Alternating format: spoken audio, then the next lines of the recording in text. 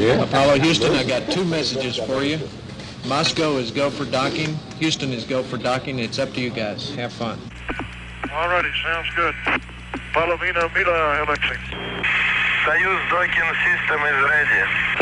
Good job. Let's say that. Look at that. Coming, Tom. I am approaching Soyuz. Tom, please don't forget about your engine. Less than 5 meters distance. 3 meters. 3 meters. 3 meters. 1 meter.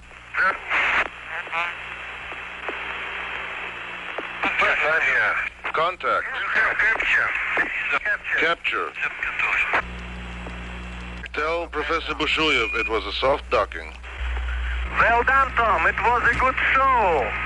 They are looking forward now to shaking hands with you in both Soyuz. All right, auto show. Arkhipovich Loop 3. Okay, the camera. Ah! Здравствуйте. Got it? Okay, it'll stay open. Go ahead. Go ahead, Tom. Alexei. Just a moment. Okay, turn on the camera. Hit the remote. Okay. Here. Camera. Glad to see you. Here. Здравствуйте, Alexei. Очень рад видеть вас. Очень рад. Это Россия, Советский Союз, Соединенных Штатов. New possibilities are opening up for fruitful development of scientific cooperation between countries and the peoples in the interests of peace and progress of all humanity. I wish you successful completion of the planned program and a safe return to Earth. Leonid Brezhnev. The astronauts are on the line, sir. Gentlemen, let me call to express my very great admiration for your hard work, your total dedication in preparing for this first joint flight. It's taken us many years to open this door to useful cooperation in space between our two countries. And I'm confident that the day is not far off when space missions made possible by this first joint effort will be more or less commonplace. The most vivid impression of my life has to do with the fact that not only was I in a space vehicle, but I found myself to be surrounded with the stars. Stars were on the right-hand side, and the Earth was on the left-hand side, and it was just an enormous, unbelievable silence, which is something that comes back to me as a reminiscence of my first flight.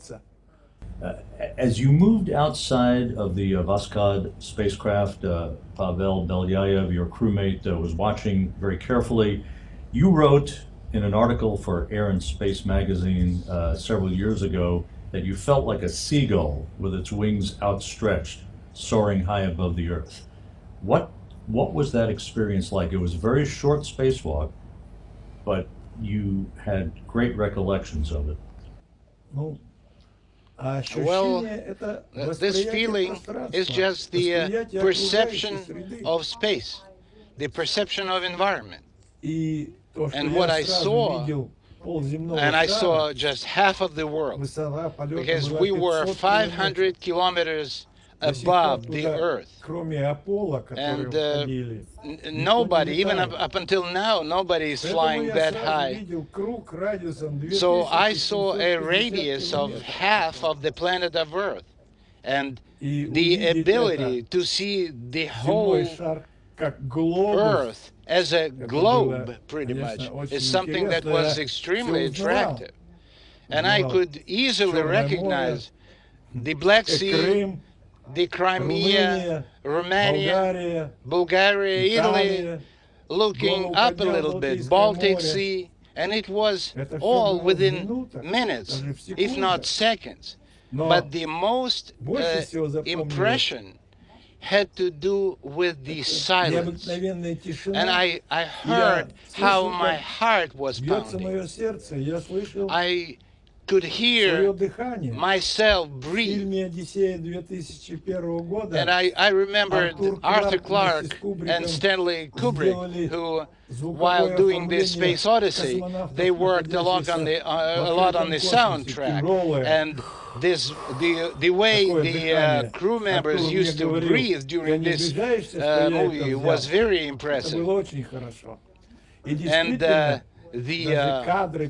images that I have that show a person with his hands widespread, which is a symbolic representation of a seagull, although to me it's more like a paratrooper in a free flight.